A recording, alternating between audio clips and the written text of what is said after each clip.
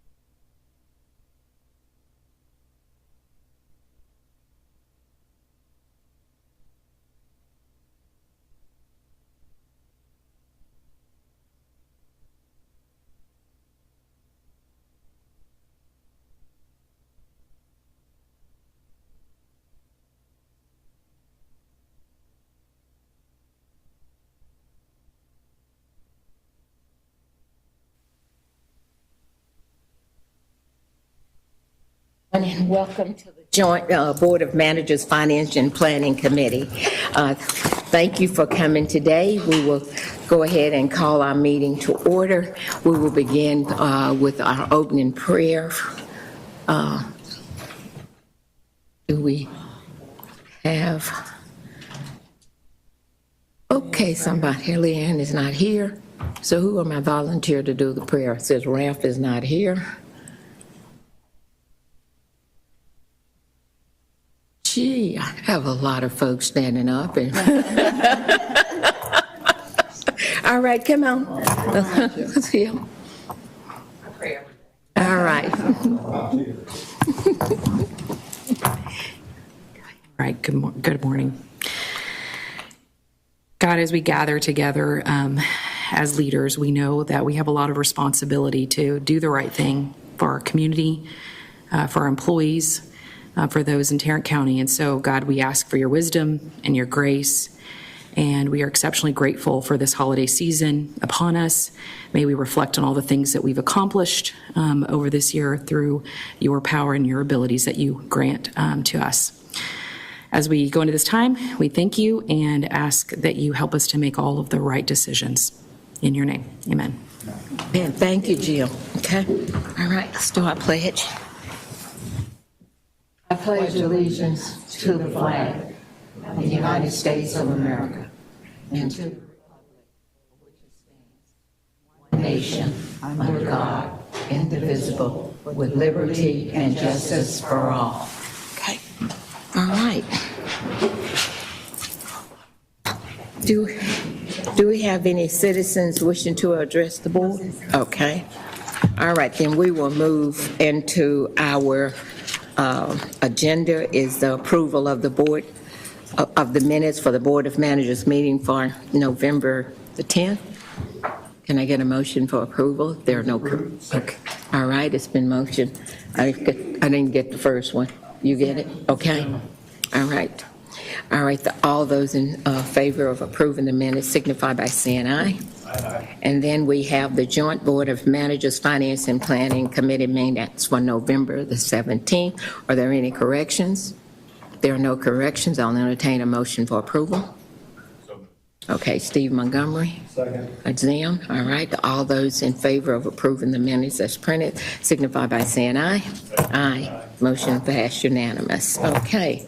Then we're into reports.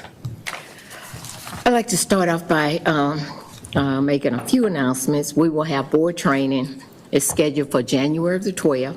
We will have a short board meeting prior to the training session to take care of a few business items and then dismiss to go into training. Please let staff know as soon as possible if this date does not work for you. We need to do board training, and I need to have a meeting, and our bylaws said that we have our first annual meeting is January, so we need to do that. I have mentioned before that we are proposing some changes to the bylaws.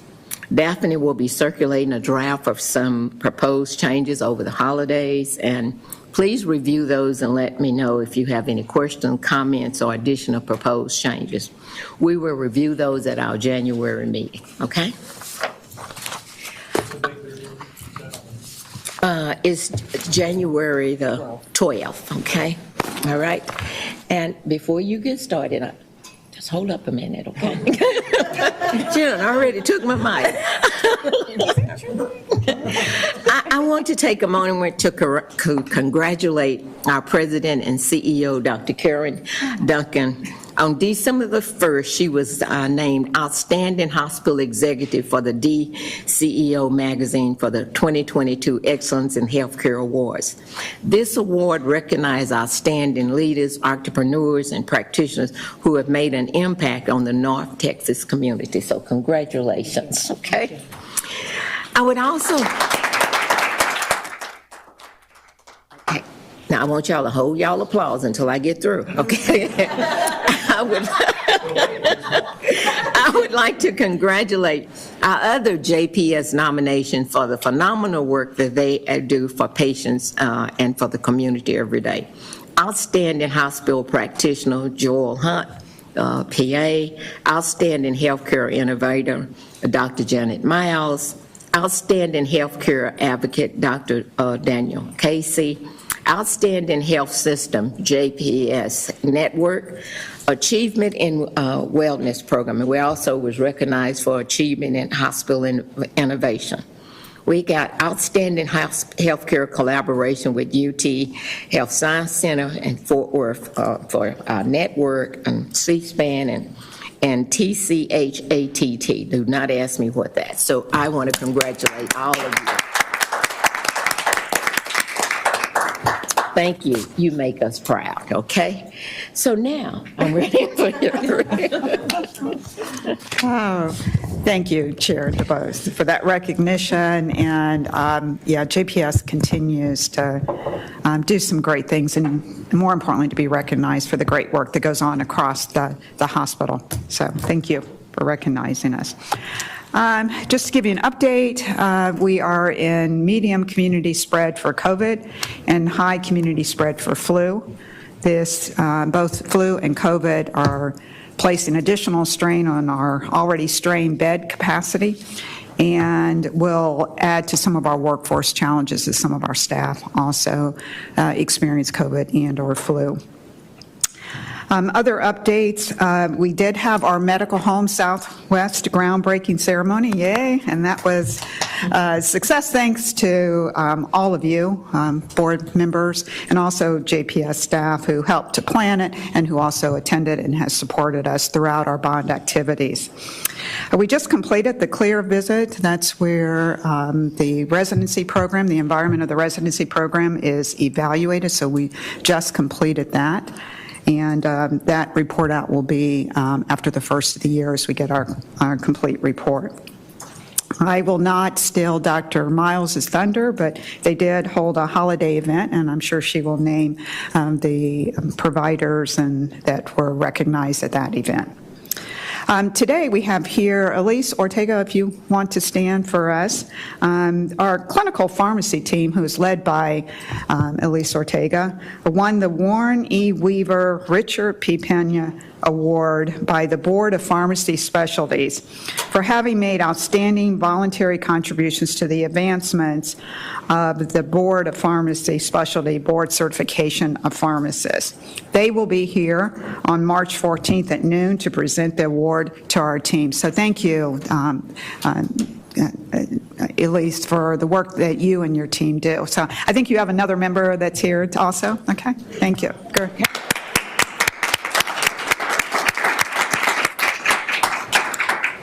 We had our annual turkey toss. I'm sure you're all familiar with that, but we had that for our employees. Our employees received close to 3,000 turkeys, close to 2,000 hams, and 430 fruit baskets. So over close to 6,000 employees were served. We did have some additional leftover turkeys and hams that were donated to the Tarrant Area Food Bank to give to families in our community. Some of our community activities that I'm most proud of, the Artist de la Rosa Cultural Center for the Arts had a women's health education program, and JPS was there to speak about JPS Connection and to give some additional information to over 300 families who attended that.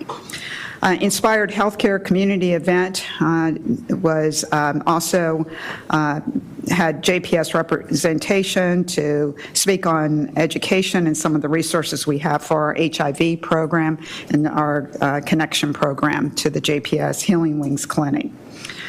There was 10th Annual Central Market Feast of Sharing at Dickey's Arena, where also education was given on JPS connections, behavioral health, mental health services, as well as how to access our medical homes. There was a Keller ISD resource night in which JPS was also there to also speak on pediatric care that we provide, and there were some of our lactation nurse specialists who were there to answer some questions that mothers may have had about breastfeeding.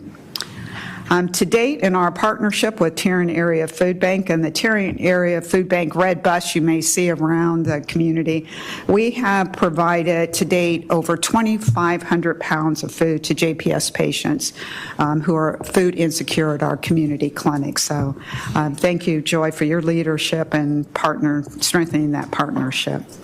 And over 700 toys were collected in our community clinics to hand out to families who are in need of toys at Christmas time. So again, thank you for the work that's going on out in the community.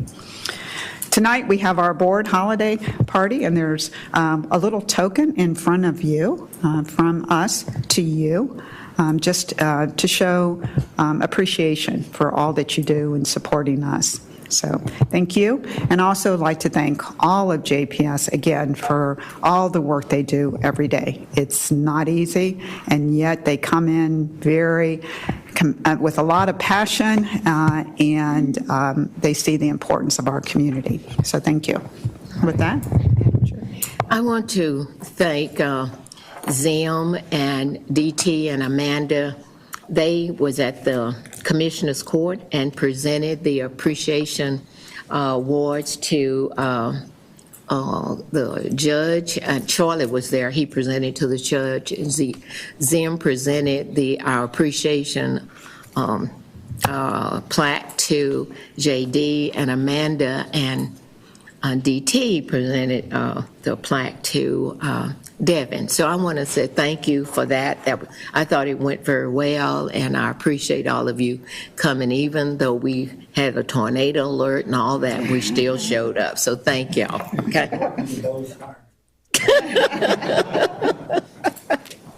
All right. Then the next we will go into the CFO report.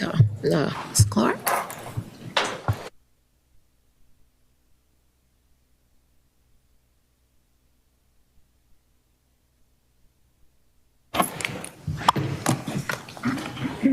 Mr. Bose. I do want to take the opportunity to present Chris Clark. He is with Forvis, formerly BKD.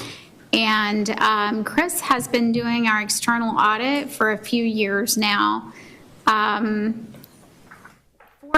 and Chris in particular, have the opportunity to now audit all of the large public hospitals here in Texas. And the insight that brings with the complexities of all of our supplemental funding programs is invaluable. But Chris has some good information, and he does a good job about pulling those 5 publics together and kind of giving you a litmus test of how do we compare against truly like hospitals. So I'm going to turn it over to Chris, and Chris, you can give him a little background on your personal resume, but anyway, here's Chris. Thanks, Sharon.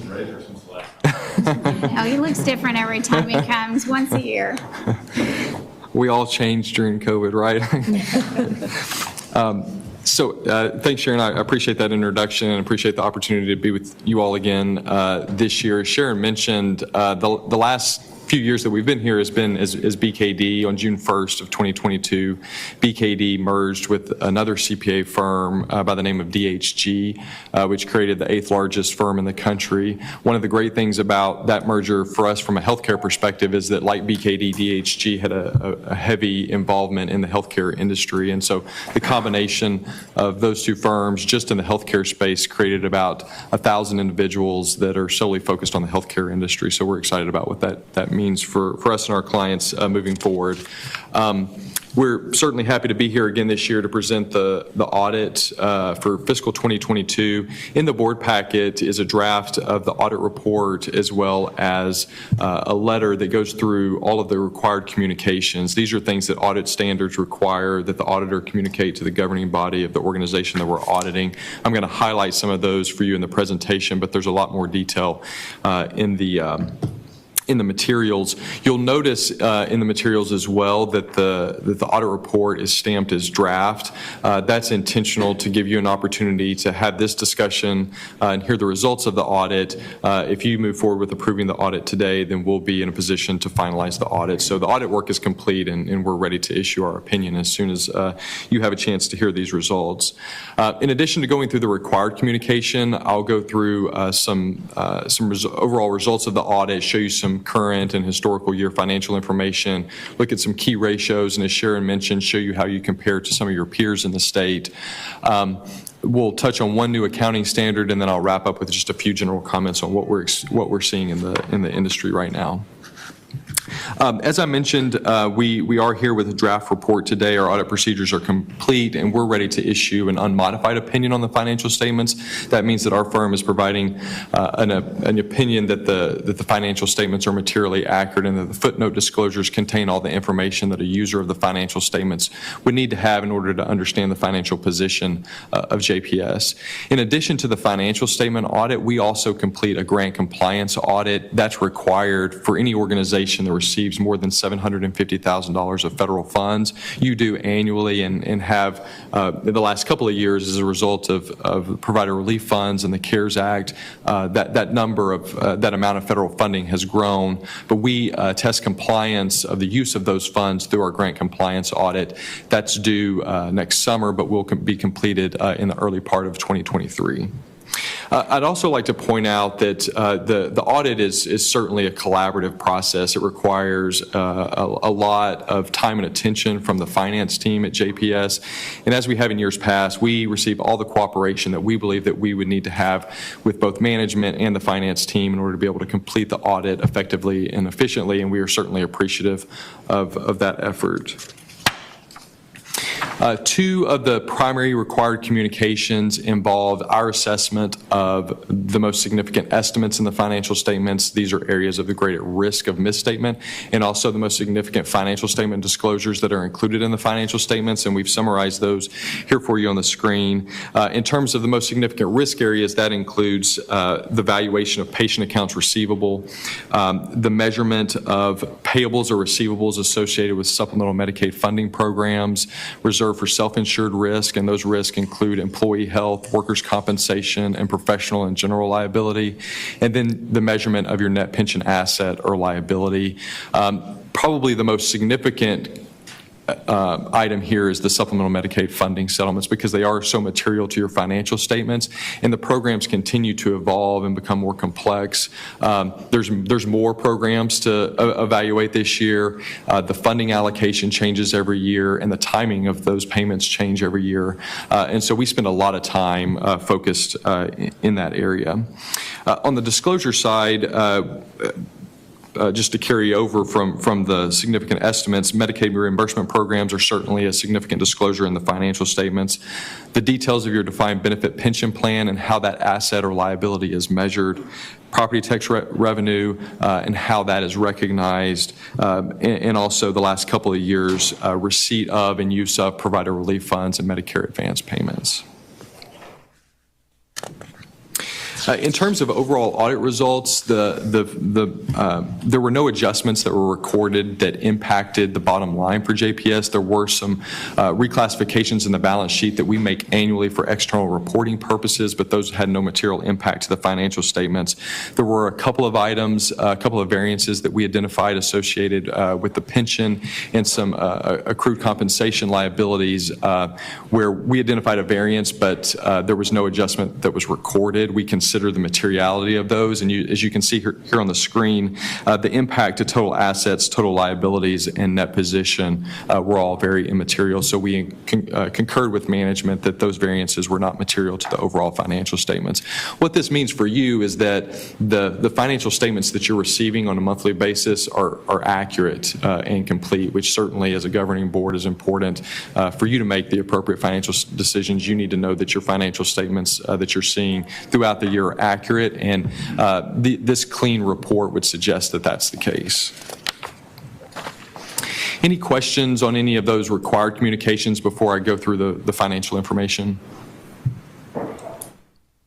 Okay, so Sharon mentioned that we'd like to do some peer comparisons with the other large districts in the state. Certainly in the large counties in Texas, the public hospitals are very unique in terms of the services that they provide and the patients that they serve. And so we think that that's an appropriate peer comparison. I've listed some information here on the screen for you about those peers, just in terms of total size and some other factors, just to give you some context of how your peers compare. This chart, if you can see it, is a summary of your balance sheet over the last 5 years. We like to show 5 years just to give you that historical context, but there's a few things that I would point out if you're comparing 2022 to 2021. The first is the decrease in the Medicaid receivable from $141 million last year down to $97 million this year. This solely relates to the timing of when certain payments were received. Last year, you had a significant amount of disrupt funding. That funding went away in 2022, but some of the funding associated with 2021 was paid in 2022. And then also there was a large UC receivable in the prior year. This year, the components of that receivable primarily consist of a UC payment that was received in October, and also a receivable from the HARP program, which is a new supplemental payment program that was effective in 2022.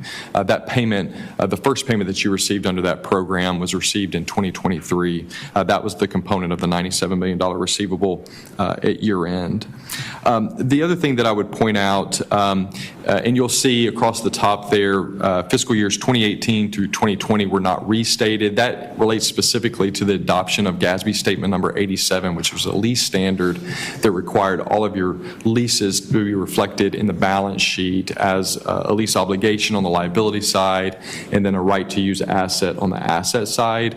The standard required that you restate the periods presented in your audit report, which were 2022 and 2021. So we didn't go back and restate 2018 through 2020, but if you look in the audit report, 2021 and 2022 have been restated for that standard, and that's why you see a lease asset and a lease receivable in both of those years that you don't see in those prior years.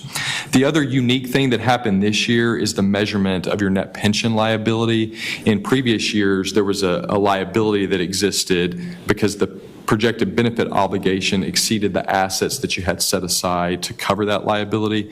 This year, because of strong market performance in 2021, that flipped to an asset. So you see a $26 million net pension asset this year.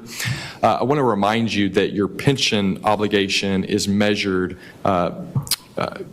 on a previous year. So in the 2022 financial statements, the pension liability is measured as of 12/31/21.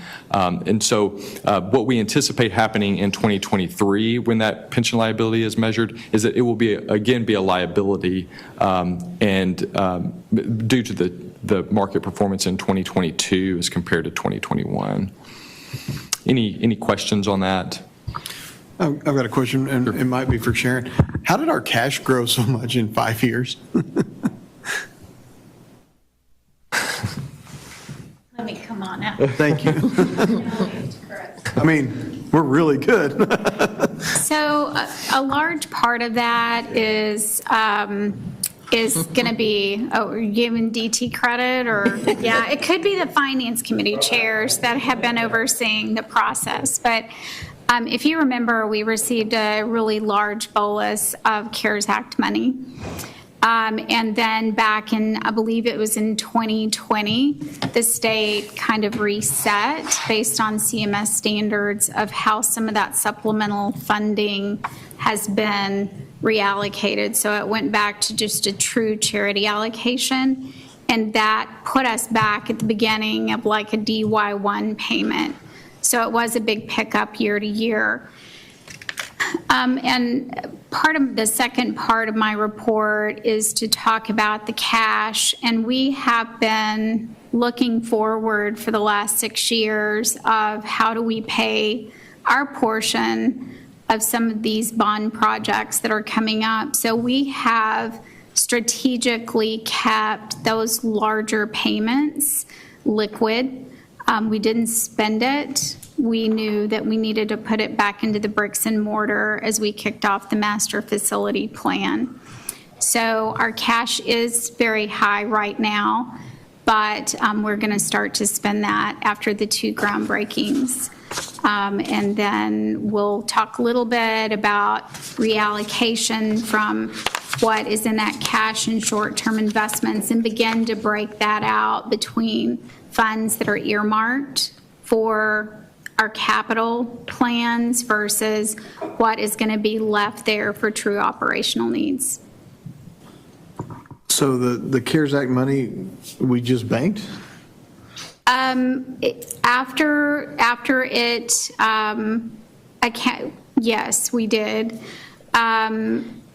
It helped pay for some of those lower revenue, especially on the outpatient side.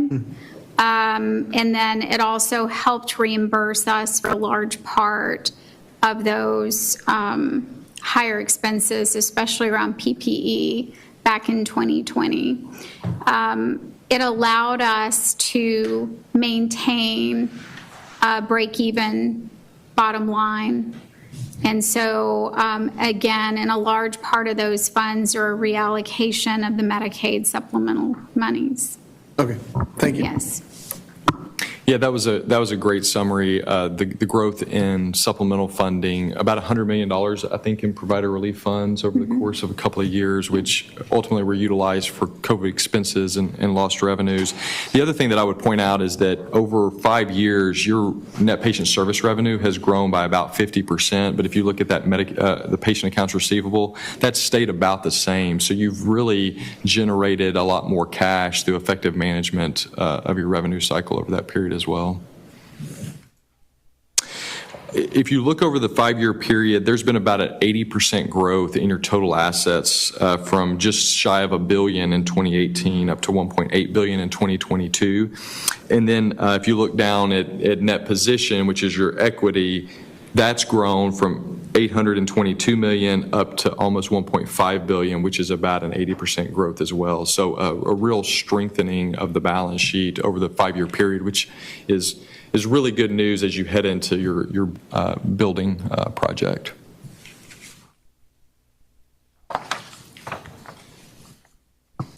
To further the point on cash, you'll see that days cash on hand, which is the number of days that you can operate based on your current expense structure and the amount of cash that you have in the bank as of September 30th, has grown from 198 days back in 2018 up to 328 days in 2022. Not a significant growth between 2022 and 2021. While your cash has grown, your expense structure has also grown due to higher labor costs, higher purchase services, and things like that. If you look at the peer comparisons here, we've got 3 different comparisons: the average for all Moody's rated hospitals, which is the yellow line, the average for Moody's AA3 rated bonds, and then the blue line is the measurement of all of those 5 districts averaged together. There are a couple of other districts that have a much lower cash position that brings that average down, but certainly from a peer comparison perspective, a very strong cash position. Here's a look at days of revenue and accounts receivable. So this is on average how long it takes you to fully adjudicate a patient claim. That was 51 days back in 2018. And then you've averaged around 40 days over the last 5 years, with a 5-year low here of 39 days, which is certainly better than the average for Moody's hospitals as well as the other districts in the state. And we look at this from a couple of different perspectives. One, this is a revenue cycle efficiency issue. How long does it take you to get the cash in the door from a patient claim? And 2, from a valuation perspective, if we see very large increases in this number, it gives us concern that there might be an overstatement of your patient accounts receivable. Likewise, if we see a drastic decrease, you could be undervaluing patient accounts receivable. But here, this average would suggest that you're doing a good job in both of those areas. This chart will show your pension plan funded status as compared to the other districts, as well as the S&P average. And you can see you're over 100% in 2022. That's driving that net pension asset. The average for S&P rated hospitals is around 80%. That's been pretty consistent over the last several years. Here's a look at a comparison of cash to debt, and then we've also done a comparison for the blue bar being districts, the average for the 5 districts in the state, and then the yellow bar being Moody's. Clearly, you've got very little debt right now, very strong cash position, so that's driving this variance that you see here. We would expect next year the averages will change as you take on debt and other districts begin to continue to pay their debt down. Here's a look at your income statement over that same 5-year period. You had an operating loss this year of just under $400 million, which was supplemented by the property tax revenue of $513 million to arrive essentially at a net income of $112 million. A couple of things to point out here. I mentioned earlier the 45% growth in net patient service revenue over the 5-year period. You had a slight reduction in supplemental Medicaid funding this year. That's really driven by DSRIP going away. The state has tried to help bridge that gap with the HARP program and also the expansion or the transition of the Europe program to the CHIRP program. So that's helping to make up some of that. That CHIRP revenue is in net patient service revenue versus supplemental Medicaid funding because that's a claims-based reimbursement program. But the primary driver between those 2 years, some of it is allocation of the UC funding, but the biggest component of that is the change in DSRIP. The other thing that I would point out here is, as most hospitals have experienced over the course of 2022, significant increase in compensation cost as well as utilization of contract labor, which is driving up purchase services. Those 2 factors are really creating the change that you see between 2022 and 2021. That's very consistent with what we're seeing, not only with county hospitals in Texas, but throughout the healthcare industry as a whole, primarily due to the fact that in 2022, provider relief funding was not at the same level as it was in prior years. Payment rates from the payers really have not changed, but supply costs are higher and labor costs are higher, and the reimbursement just has not caught up with that yet. This chart will compare cash collections to net revenue, which we look at when we're testing revenue and the recognition of that revenue. You're going to have years where you collect more than you recognize and vice versa, just based on changes and things that are happening in the revenue cycle. But over this 5 years, you've collected 100% of the revenue that you've recognized, which gives us comfort as auditors that the revenue that you're recognizing is appropriate. And then this chart shows you property tax revenue. So the bar represents the dollars, and then the percentage that you see there reflects the amount of support that means to your organization. So from all sources of revenue, about 33% of your revenue comes from property tax revenue, and then you can see how that compares to the other districts in the state.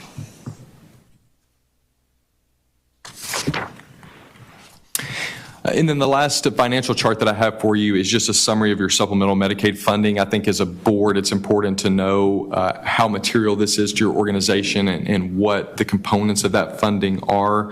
The biggest change you can see this year is the elimination of that green portion of the bar, which is DSRIP funding, replaced by the yellow portion, which is the HARP funding. Hospital Augmented Reimbursement Program. It's challenging to keep up with all of them at this point. That funding, this year it came in one payment, so all of the 2022 funding came in 2023. Going forward, I believe that payment will come in 2 phases, kind of a mid-year payment and an end-of-year payment. As I mentioned at the outset, there's a new accounting standard that will be adopted in 2023. This is essentially the lease standard applied to subscription-based IT arrangements.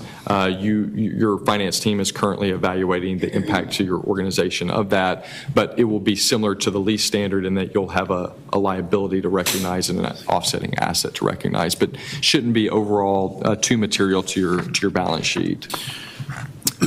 And then lastly, just a few highlights related to the industry. And I've already mentioned these post-COVID challenges, which primarily consist of a lack of increase in reimbursement rates, combined with higher supply cost, higher compensation cost, that's really driving down hospital margins, and that's anticipated to continue for the next few years. And then the other big thing, I think, is the end of the public health emergency, which is going to throw a lot of people off of the Medicaid rolls in Texas. It's also going to mean that the IGT rate that you have to draw down that supplemental Medicaid funding is going to go back up some, so that's going to have some pretty significant implications for hospitals in the state. And then on the supplemental funding side, in addition to the end of the public health emergency, I've mentioned the sunset of the district program, how these other programs that are designed to fill that hole get allocated. It's not a one-for-one, so that's going to have some implications. And then I think the other thing that's kind of hanging over Texas is OIG scrutiny over the LPPF funding model. I anticipate over the course of the next year or two, we'll learn more about that, but that could change how we draw together the state's funding of the supplemental funding programs. Any questions that I can answer? It seems strange that pension liability is funded at 106%. Is 100% not enough?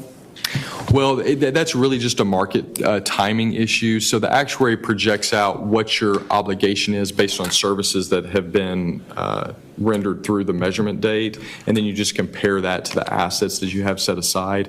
There was a large market increase in 2021, and that drove that. I anticipate that that's going to come back down below 100% when the measurement occurs for fiscal 23. Okay. Thank you. You mentioned some information, I think, that not only applies to hospitals, but private practice. We're one of the few industries that cannot respond to inflation very well, because for some reason the payers don't, drastically increase the rates that they pay us when our inflation goes through the roof, and all of our premiums. Oh, me too. Yeah. Oh. But so our ability to respond to inflation is very limited, and because just about everything that we receive is already dictated by payer rates or the government. Right. And I anticipate that that's going to come to a head. You continue to read in the news about the plight of rural hospitals in Texas. So in a situation that we're in where we're not expanding Medicaid,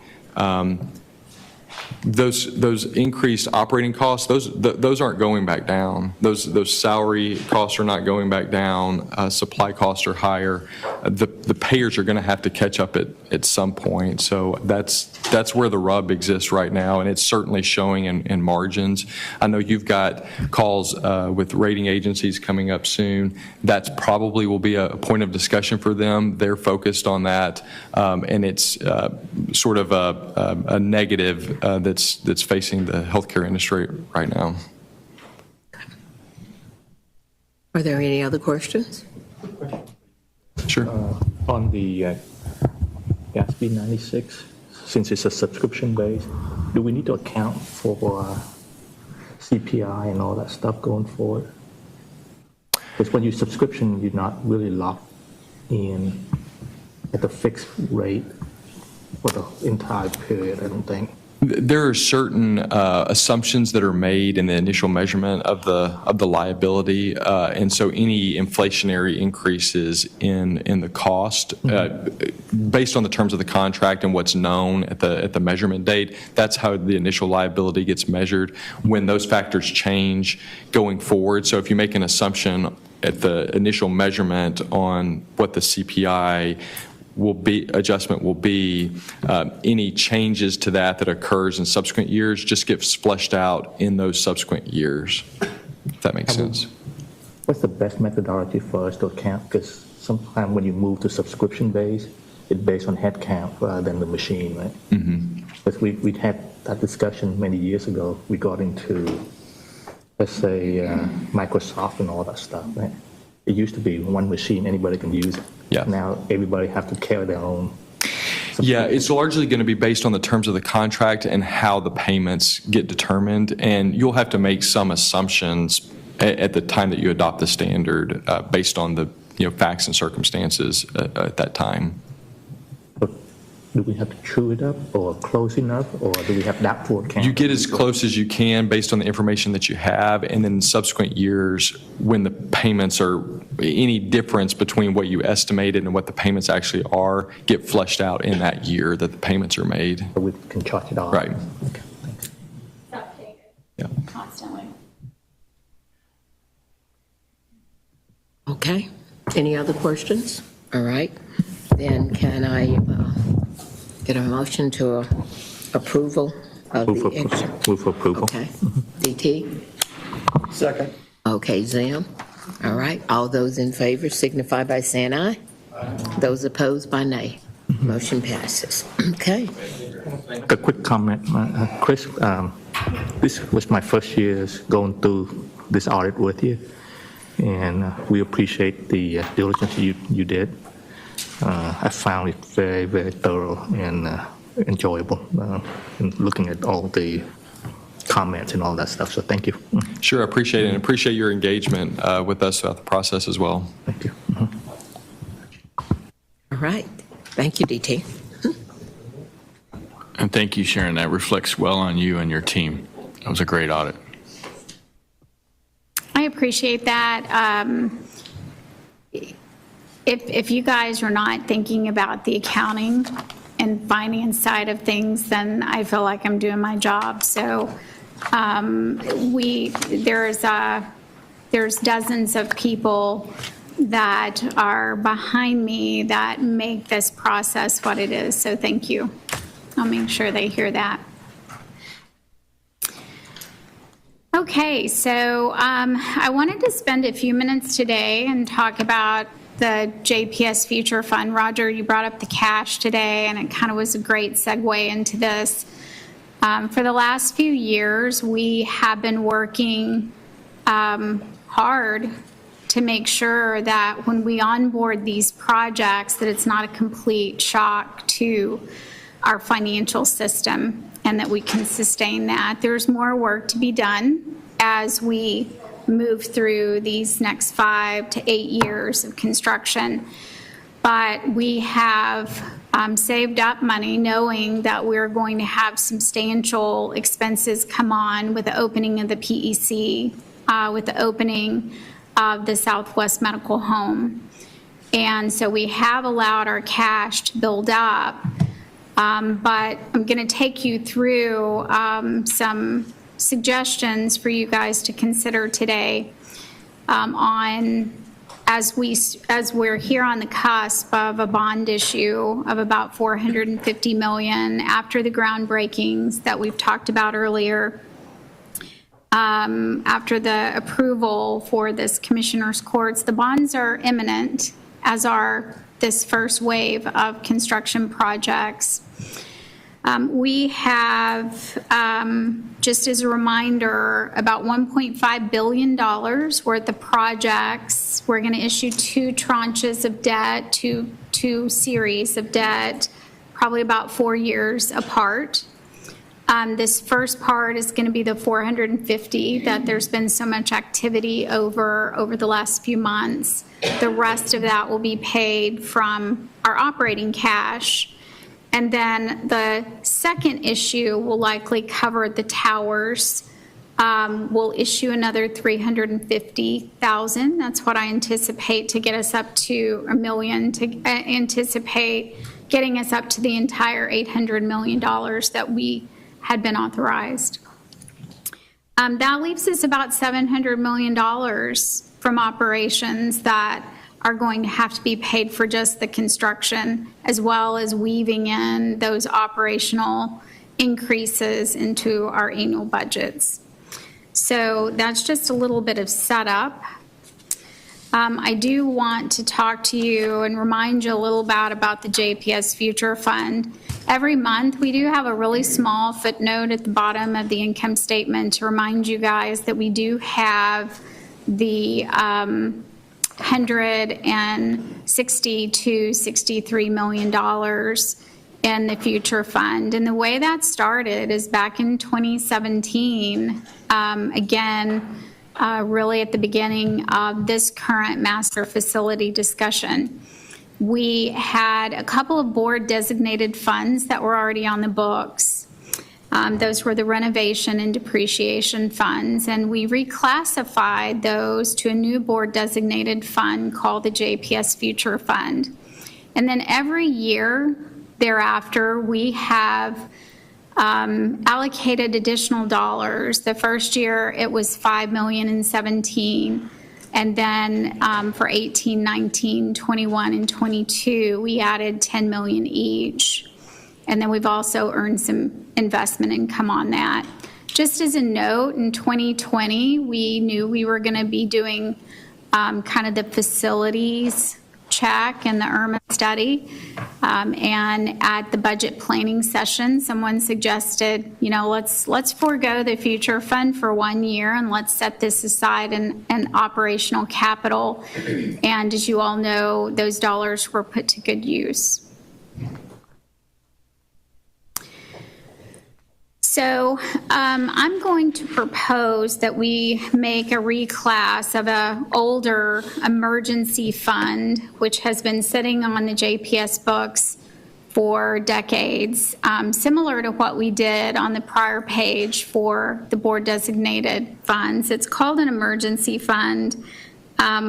We've gone back as far as our general ledgers are automated and our paper trail allows us, and these have been here for decades. There's about $67.6 million in that one, and I'd like to go ahead and put that into the future fund for the facilities. And then as I look at our days cash on hand, DT and I have spent some time on this as late as this week and talking about what is the right number for JPS on how much operating cash to leave? Our policy states 180 days. That was a policy written years ago before my arrival, but from a board standpoint, that's kind of the comfort level. If you look at a Moody's and S&P rating and you drill down a little bit more into a public facility like JPS's and the other 4 that Chris Clark has been talking about, we were kind of hovering around the 200 to 225 days cash on hand, and that's what we've talked about over the years. However, we're kind of in a low cash moment. I get my biggest influx of cash on a normal year in December and January because of our property tax payments. As soon as we all pay our property taxes, the county collects those for us and it's remitted into our bank accounts almost immediately. So over the next few months in December and January, we're going to see our cash go up a bit, and then we utilize that cash all year and it hits a low again normally in October, November timeframe. So what I'm suggesting today is that we leave 180 days cash on hand in our operational account, and that leaves us about an additional $377 million that I'm recommending that we put into this JPS Future Fund. These funds are board designated. That means they're earmarked. They're not restricted in an accounting sense, but we're going to set those aside. So as we start to incur project expenses, that's the cash that we're going to pull from. So it's not, I don't want you guys to feel like, well, gosh, we're moving $377 million. It's really just going to be on my balance sheet. In December, if you approve this, I'll create another line on our balance sheet that will reflect the JPS Future Fund just below our operational cash. And that way we can start to watch that. So after these are made, we'll be at $608 million. $700 million is what we need, but we've got several years. And we do produce an income each year. And I feel like in a few years, we'll be able to get to that $700 million. And then we can solely focus on those operational challenges that we're going to have to incorporate into those budgets. Are there any questions? I've talked for a period of time, but I wanted to get that in front of you. Yes.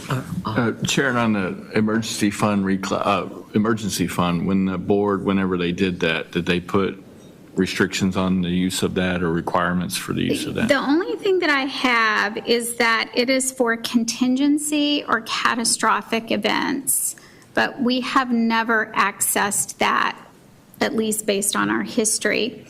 And from a historical, not to make it more confusing, but the two funds that we reclassed back in 17, which was the renovation and depreciation fund, were taken out of the original renovation or the emergency fund. So I think those were dollars that were set back kind of in a older, I'm just going to say a historical accounting time where, you like to kind of pigeonhole dollars for things rather than just leave it in operations.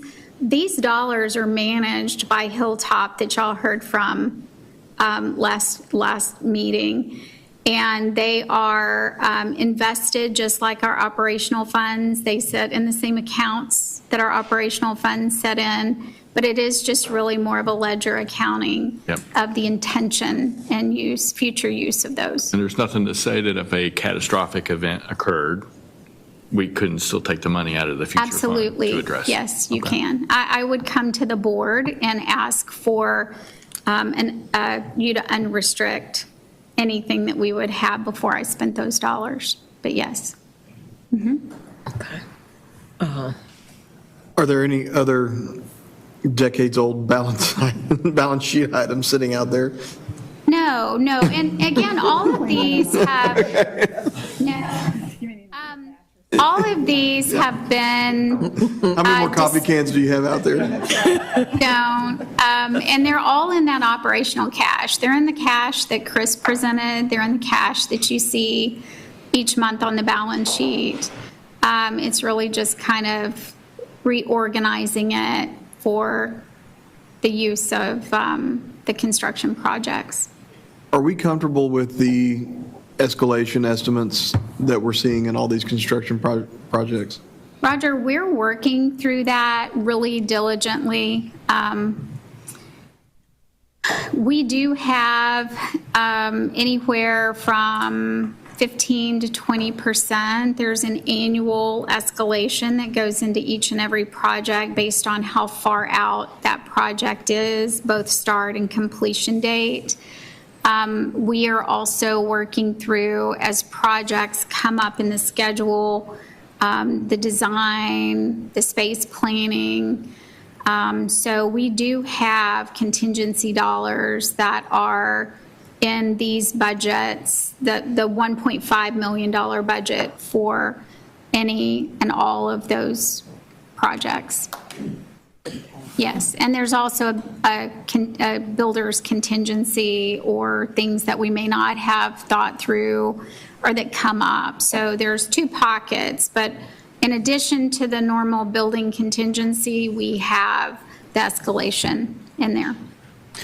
I think when JPS, and I know that we promised that we would help tell our story, I think this is a real important story to tell, that this bond project is obviously way over budget, but we're prepared for it. We're, in my opinion, more than well prepared for it. And I think that that's something that that the public should know, the court should know, everybody should know that we're prepared to do what we promised to do, all that we promised to do. So. And Roger and the Finance Committee, I feel like a big part of my job is to manage expectation.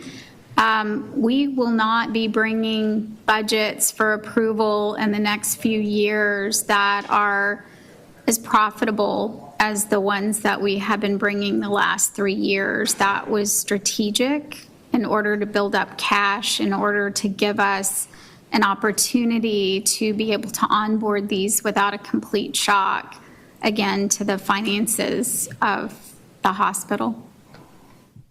And I suppose Steve Montgomery would want to take credit for that. I'm not going to stop him from doing that.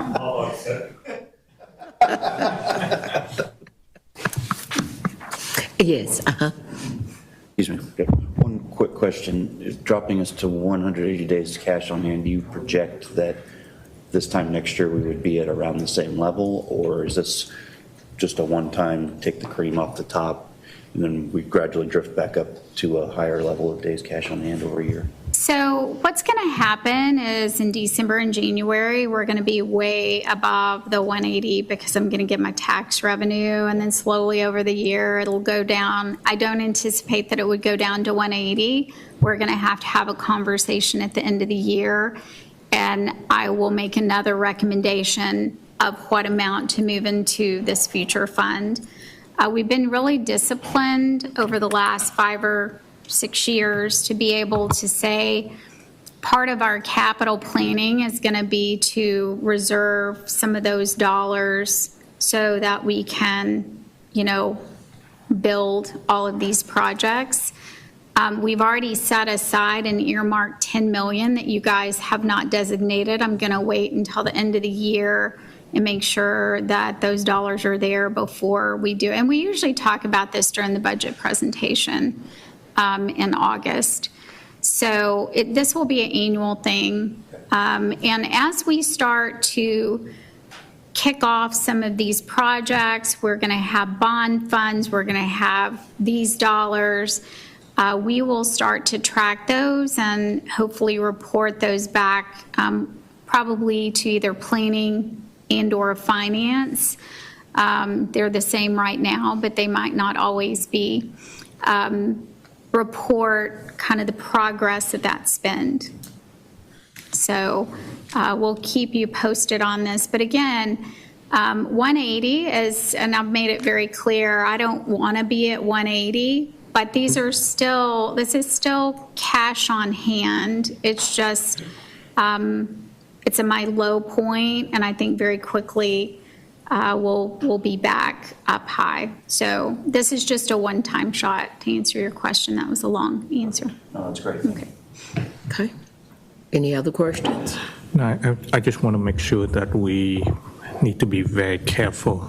It's the cash that you see is from many, many years of being frugal, wise about spending and holding down and all that stuff, but we are not funding the obligation to take care of the people that walks through the door.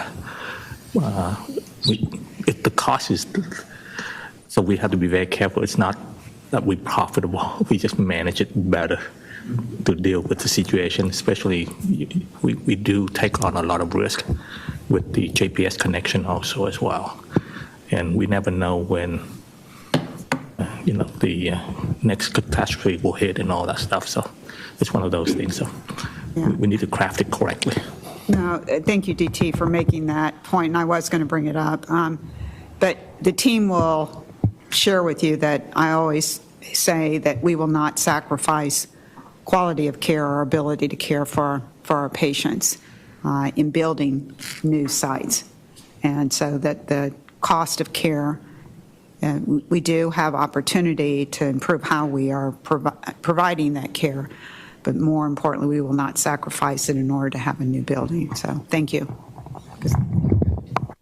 I know that previously when they received large sums of money, something that they hadn't expected, tobacco dollars.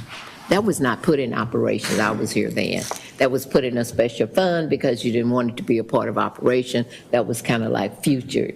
And that was kind of the little kitty that you had. I would think as we get the opioid dollars, we would consider the same thing, that not put that in operation, that's the money that you would kind of put in a... Yeah, thank you.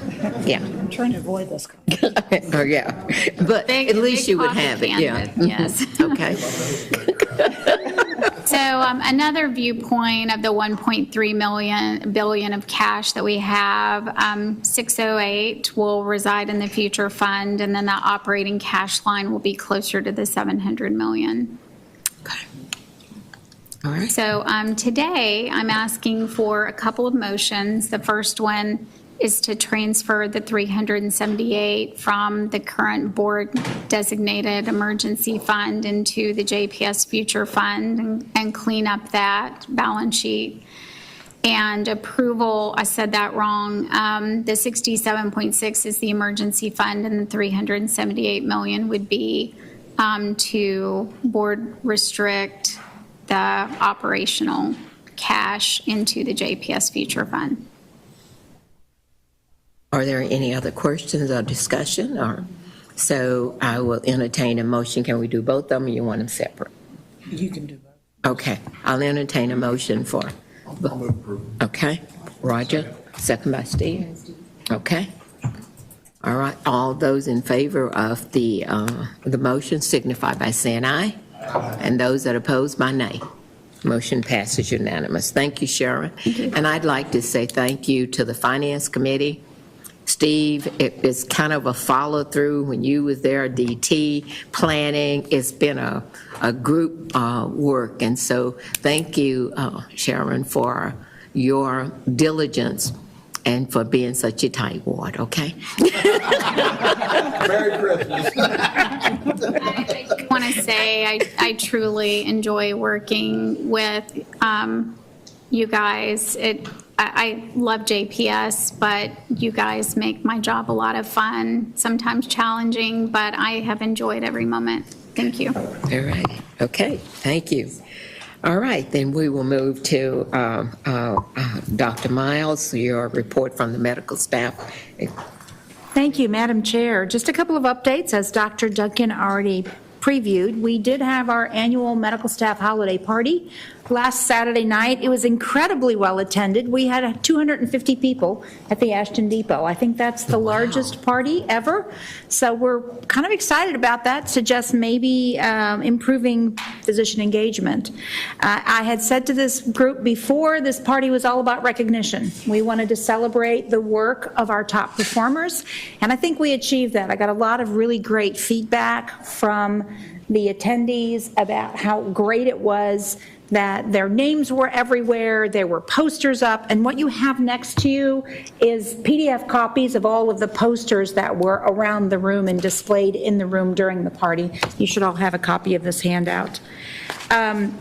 And I'm going to take a minute to go through, because I think these folks deserve to truly be recognized at this level. And so if you'll bear with me, I just want to quickly go through and tell you who won in each category, because what you have here is the folks that were nominated. Okay. So the nominations are taken from the floor. They're submitted by peers. And then the medical staff officers determine a final slate of finalists, which are then voted on by the entire medical staff. So it truly is a peer recognition. We had more nominations this year than we've ever had before, which I think is fantastic, because more people are putting each other up for recognition. So very quickly, the Physician of the Year is Darren Kumar this year. And yes, I appreciate the applause. Definitely well deserved. The APP Provider of the Year is Caitlin Wenger. The APP Collegiality Award went to Phyllis Wood. The Physician Collegiality Award went to Prasanna Kumar. So we had a father-son dual award winners this year. It's kind of fun. The APP Humanitarian Award was Jennifer Allard. The Physician Humanitarian Award went to Mark Nelson. The APP Teaching Award is Gregory Duck. And the Physician Excellence in Teaching Award went to Ryan Kirby. And then the following 2 pages are just a lot of service awards, patient satisfaction awards. These were associated with pins that they received at the, matter of fact, I put mine on right away as top doc, and everybody kept coming up going, where'd you get that pin? I want one of those pins, I'm a top doc. So it was really fun, it generated a lot of buzz, and so we appreciate the budgetary support of the board to allow us to do that each year, because it really was a fun evening. So the business at hand in the open session is to approve a set of amendments to the medical staff bylaws. You will recall last year we have a completely new set of bylaws, and we are committed to annually reviewing those and tweaking them as needed. We did that this year. These have been voted on, approved by the general voting members of the medical staff and the medical executive committee. The summary is on page 58. We did not give you the full document. You're welcome. It's like over 100 pages long. So you got a summary on page 58, and then following that are excerpts for each of the lines in the summary. I will tell you, these are in large part very minor tweaks. We tried to get consistent with language. For example, hospital administrator was confusing everybody, so we changed it to chief executive officer. Another major change is there was a whole section on focused provider evaluations, or FPPE, that was in the bylaws. That really belongs in a policy. We have approved that policy at the MEC, and so that's been completely moved out of the bylaws. So it's really those kinds of tweaky changes, nothing that I would consider substantial, but I'm happy to take any questions that you might have regarding these amendments. Are there any questions? Okay. There being no questions, can I get a motion for approval? Steve Montgomery? I'll second. Roger. All those in favor signify by saying aye. Aye. And those opposed by nay. All right, motion passes unanimous. Okay. All right, so that's it for you. Okay, we'll go to committee reports. Dr. Simmons? The Quality Committee met on November 14th. First off, the recipients for the Dr. Charles E. Weber Jr. Golden Mitt Awards for the quarter were number 1, Spiritual Care and Ethics. Next was Main Operating Room. Next was OB Triage and Labor and Delivery. Those are together. We received some reports on emergency services, including volume and our national ED comparison, as well as operational improvements. Some points to probably point out are that we now have the 14th busiest emergency room in the United States. Wow. So looking back historically, we have seen between 116,000 and 121,000 visits to the ED per year, looking from 2018 to 2022. So we have a very busy ED. Mm-hmm. We also received patient experience presentation. Back on the ED too, we admit approximately 25% of the people that come through the ED. And that actually hits right about the national average. On our patient experience presentation, those are the 6 categories or top box scores that we look at. So in fiscal year 2022, we had a 2.1 point increase in our average percent. Unlike golf, this is an improvement when you go up. So from the Roger doesn't figure that. That's been your problem. Why I'm not winning. Shot 120. Yeah. So this was an improvement from the previous year. Our leapfrog was also presented. So it looks like in fall of 2022, we're going to have a grade of B. Looking back historically, in the last 4 quarters, we have had 3 Bs and 1 A. The A was scored in fall of 2021, and I believe that's the only one that we've actually had. Right. Considering where we started, we've come a long way. Yes. We have 3 items on the consent agenda. The Quality Assessment Performance Improvement Plan is there. It's 12 pages that should be on the consent agenda, as well as 2 policies with very minimal changes, point of care laboratory testing, and also the patient educational policy. All right. Thank you. Any questions? Thank you. For Steve? All right. Then next, we had the Medical Horizon. Steve was not able to attend, so I was honored to be the chair of that. So at that meeting on November the 4th, we reviewed and discussed the annual institutional report, which was right on time since Claire was coming in. We received a wonderful update on the well-being of the residents, how they are monitoring burnout and the interventions they are doing to help the residents And I'm thinking, boy, we didn't have that when I was in nursing school. You just had to deal with it, but it was really a great program that they are doing. And we got an update on the grants reports that we are doing better, getting more money in, and that was good. Okay? Anyone have any questions of me? Okay. Thank you. Then Amanda? Yes. The Human Resources Committee met on Thursday, November 17th, and we were updated on the state of the healthcare industry as a whole, as well as JPS. We know and talked at length about the recruitment being the biggest challenge in healthcare right now and how we're overcoming those barriers. Additionally, we talked about employee engagement, and JPS has improved despite the industry experiencing lower engagement scores. JPS actually had an increase in scores, so yay. Diversity, equity, inclusion, and belonging. We talked about the data analysis, the policy review and updates, and building additional infrastructure as we're moving through on DIB. And also, we received an update on the FY22 Annual Incentive Performance Achievement Plan. So that's what we did. All right. Any questions of Amanda? And if not, thank you, Amanda. Then we will move into other matters requiring budget discussion, update, and action and approval. Our first is consider approval of the staff and effectiveness report. Okay. Hi. Hi there, good morning. So in your packet, you have our nurse staffing effectiveness report for this year. The Texas legislature mandates that we provide an annual report to our hospital's governing body, how we monitor and manage staffing concerns and issues. There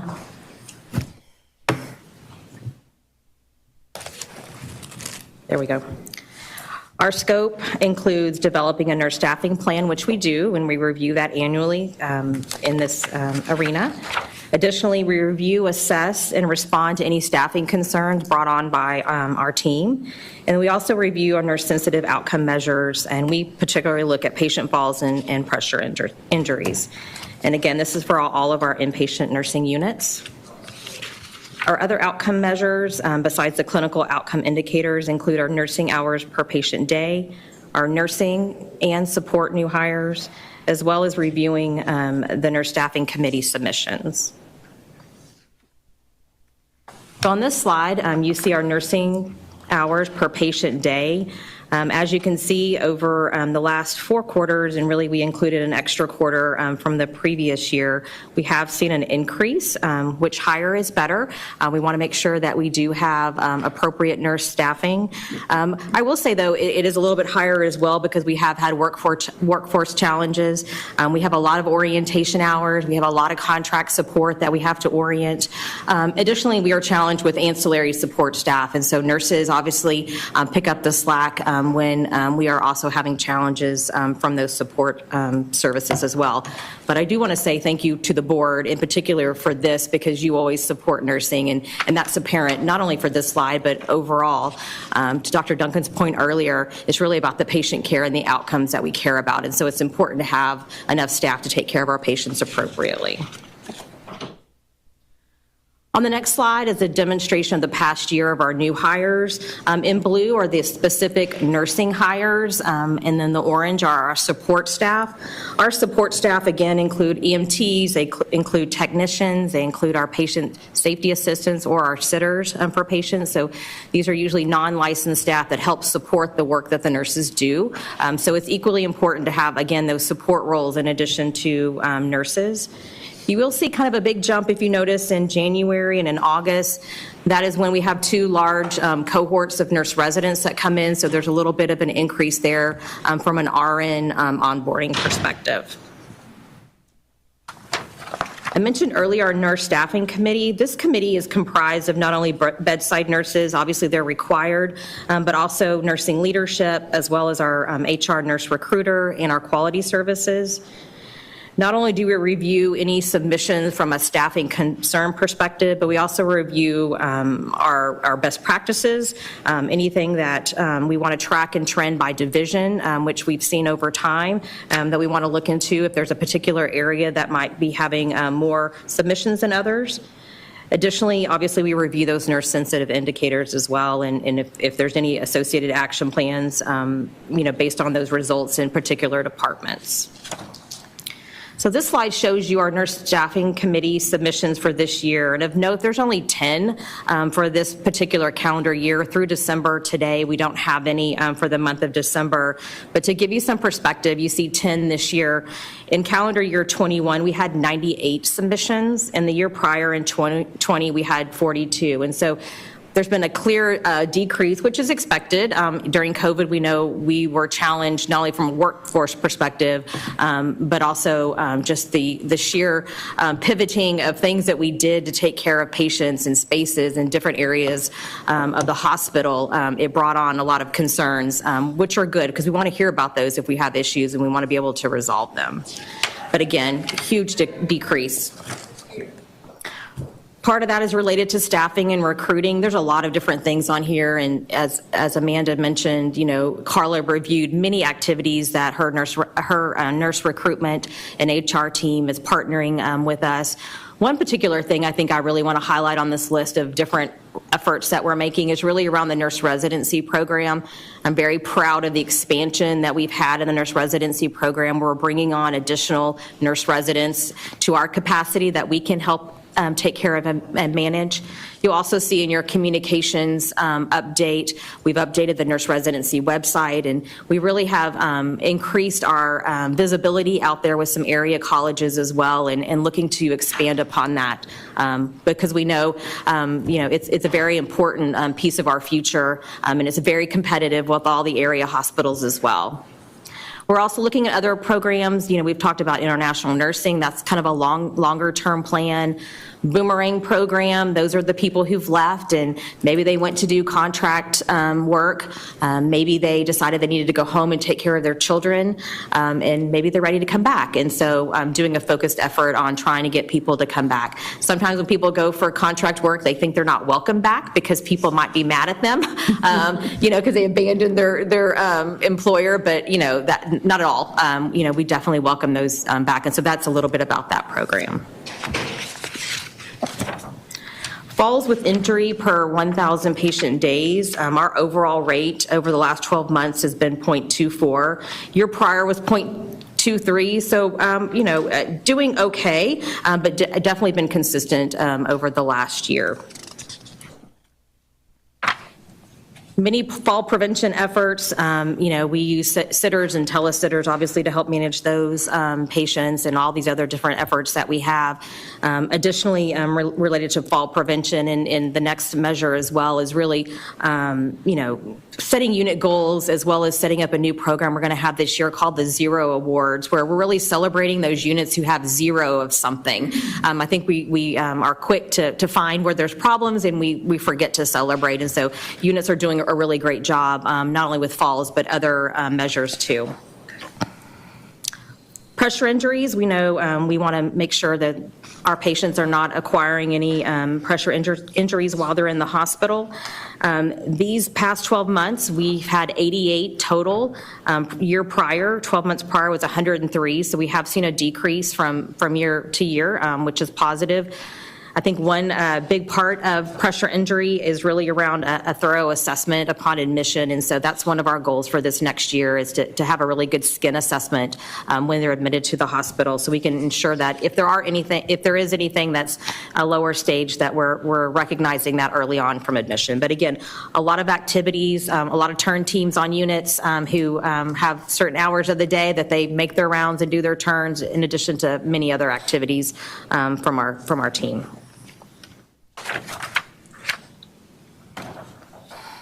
Any questions? No, I think you an excellent report. I know it's a lot goes into this and managing all the activities, but great report, okay? Yes, I would echo that, and just want to thank Jill. She really had big shoes to fill when Wanda decided to retire, and she's just really come in and done an amazing job in establishing great leadership behind her, holding teams accountable. So thank you, Jill. Thank you. Okay. Well, yeah, okay. If there are no other questions, can I get a motion for approval of the staffing effectiveness report? Zim? DT? Okay, all those in favor signify by saying aye. Aye. Those opposed by nay. Motion passes unanimous. Jill, I think you're still with me. I am. All right, so I have several contracts here. It's the beginning of the year, right? So at the end of the year, but kind of the beginning of the fiscal year. So this first contract I have is asking approval for exemption to bid in a sales and service agreement with DaVinci or with Intuitive to replace the old DaVinci SI surgical system with the new DaVinci XI. This cost, total cost, is right at almost $2.3 million, which includes the capital as well as additional equipment. This is approved in our capital budget as well as our operational budget for the first year.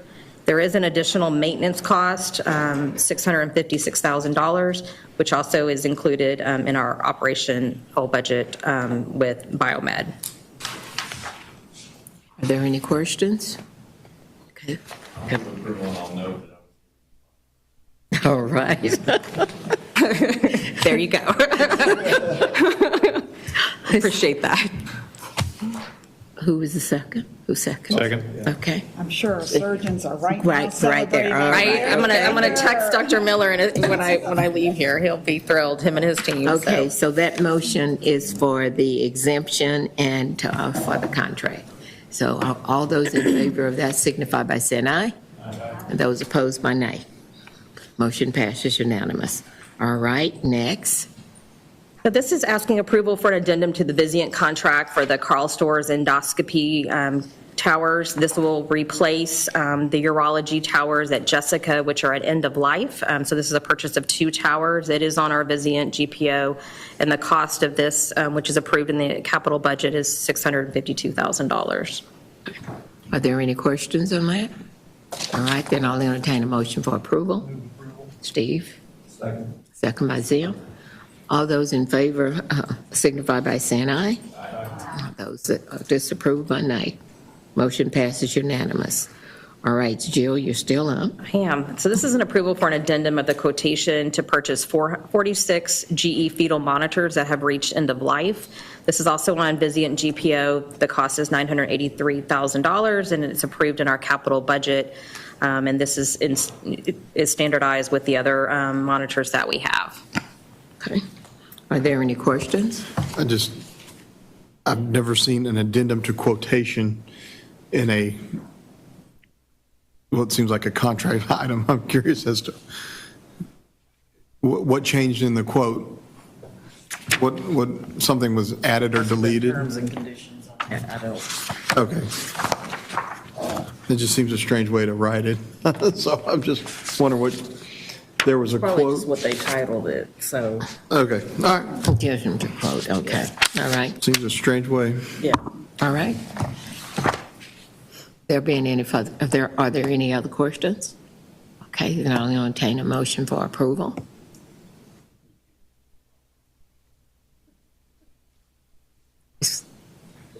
Is that the motion? Okay, move for approval. Thinking, okay, let me move this along here. I guess it's second by Roger. Okay. All those in favor signify by saying aye. Those that disapprove by nay. All right. Next, Jill. All right, last one for me. This is a product purchase agreement with Stryker, who is also on our Vizient GPO. The cost is a little over $1 million and is approved in our capital budget. This purchase agreement will provide replacement drills, saws, and reamers that are also end of life and end of support. Okay. All right. Any questions on that? Move approved by Steve Montgomery, second by Steve. All right. All those in favor of the motion signify by saying aye. Those that are disapproved by nay. Motion passes. Okay. All right, thank you. Thank you. Madam All Chair. right. Madam Chair, Yes. we'll ask to remove the next item, and we'll bring it back next time. Okay. So, okay. All right. So you're asking for us to remove F from the, Under consideration for today. we're going to table that Yes, one, ma'am. okay? Yes, we'll be bringing the Strata contract back in January. Okay, all right, There had been some changes that needed to be made on that. okay, all right. So you are for G now, right? IMG. Okay, This is for our renewal with Guy Brown, who supplies all of our office products. They are an MWVE vendor, and they're also Vizient contract vendor. There is a 90-day out clause on this. We do spend about $880,000 a year. This is a 3-year contract with two one-year renewals for a total of 5 possible. okay. Are there any questions? Okay, then I entertain a motion for approval. Steve Montgomery. All right, DT. All those in favor of the approval signify by say aye. Those disapproved by nay. Motion passes unanimous. Thank you. Okay. Okay, Roy. H. Thank you, Madam Chair. We've got an agreement, item H, for BTDI joint venture, which is Touchstone. It's an imaging provider for us for PET scans for our JPS connections population. You can see the annual cost there, approximately $240,000. They have been a good provider and partner filling some of those gaps in imaging that we currently have. If there are no questions, I would request your approval for the exemption to bid as well as the agreement. Okay, it's been, can I get a motion for approval? DT? Second by Steve. All those in favor of the approval of this is one where it's an exception to bid and for the contract. So that's the motion. Okay. All those in favor signify by saying aye. Those opposed by nay. Okay. Now, Aurora, you still with me? So Yes, ma'am. aye. Okay. Item I is for Cigna Healthcare of Texas. They have entered the market for 2023 for a new individual family plan, which is a Affordable Care Act plan. With the exit of the Fridays and Bright networks, someone is stepping in to kind of take that place. They are expected to enroll around 150,000 members in the DFW area, and so they're still working on enrollment numbers for Tarrant County. So it has the potential to be a good partner for us because we will be the flagship hospital in that contracted arrangement. So, What, do you have a question? Roy, this is for Marketplace. This is for the hospital. Does it also include a claim? It does. We are still working on finalizing a couple of things there, but that should be coming quickly. What they did was they contracted with New Health, which was the primary care arm of Bright for some of their primary care physicians, but we would have a large percentage of the primary care and specialty providers in the new network. So will there be a separate agreement for a claim? Yes, it'll become. Has Dr. Becker been involved in those? Yes, sir. Negotiations? Okay, thank you. He and Lori both have been involved in those ongoing discussions. What's the name of this plan? Cigna, IFP, Individual and Family Plan. Cigna, IFP. Yes, sir. Are there any other questions? Okay. Then I move for, okay, Roger, DT, all those in favor of the approval of the amendment signify by saying aye. Aye. Those opposed by nay. Motion passes unanimous. Okay, thank you, Rory. Thank you. Joy, okay? All right. Lots of smiles. Let's pray again. No, I'm just kidding. It's an easy contract. I'm bringing forward for your consideration approval of the service agreement between the hospital district and our environmental services provider. This contract, we did take this out for RFP. We had 6 respondents, and our incumbent HHS actually was the lowest cost. And so we awarded the contract to HHS. The total spend, annual spend is approved in our operational budget for FY23 at $15.9 million, and the contract term is for 3 years with additional 1-year term renewal option. This provides a comprehensive cleaning services for the entire network, and then also we do have some at-risk, our KPIs that we do meet with them quarterly around turnaround times, cleaning, staffing schedules, HCAPs, employee and leadership engagement as well associated with this. Okay. Are there any questions of Joy? There being no questions, then I entertain a motion for approval. Okay, Zim? Huh? Second by DT. All those in favor of approving the amendment signify by saying aye. And those opposed by nay. Motion passes unanimous. Thank you. I'll pray for you, Thank you, DT. Joy. Okay. Carla?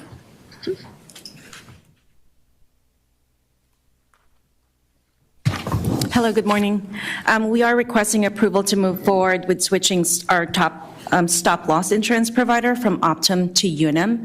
Our current provider is Optum, which has provided us a 32% increase in premium for next year. So we went to market through an RFP process and found that we got 6 proposals, came back.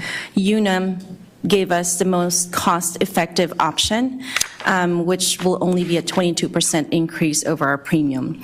As a reminder, stop-loss insurance covers our organization above the threshold for health claims, and we're currently running at approximately 10 million excess health claims, and that should cover us with stop-loss. Are there any questions, Carla? Okay, there being no questions, I'll entertain a motion for approval. Steve Montgomery. Zim. Okay. All those in favor of the approval signify by saying aye. And those opposed by nay. Motion passes unanimous. Thank you. Okay. Then I think, Brian, if you are AL. I don't find that surprising. So, good morning. Just come to you briefly for your approval for a professional services agreement for a group that has been with us for a period of time, Tarrant Nephrology, to augment kidney care on behalf of the patients that we serve. That agreement is for $660,000 annually for 3 years. It is in our claim budget, and that problem that we address in terms of chronic kidney disease, unfortunately, has increased in significant prevalence among our patients, both recognized and unrecognized. And again, this would augment the services that we provide in addition to the ones that we do through our practice. Okay. All right. Are there any questions? Okay, then I will entertain a motion for exception to the bid and for the agreement. Okay, Roger. Steve? Okay, all those in favor of the approval of the amendment signify by saying aye. Yes. And those, well, I don't even take, no, I take a nay. Motion passes unanimous, okay? Are there any items that we need to remove from the consent agenda? Okay, all right. Then there are no items to be removed, and I'll entertain a motion for the approval of the consent agenda. Okay. All right. It's been moved and seconded by Zim and Steve. All those in favor of the consent agenda signify by saying aye. Okay, and those disapproved by nay. Motion passes. All right, so we are now down to a report of legal counsel. Did you have something or a report? Close, okay. So then, at this time, we will end the open meeting and go into closed session in about 5 minutes, okay? All right, thank you.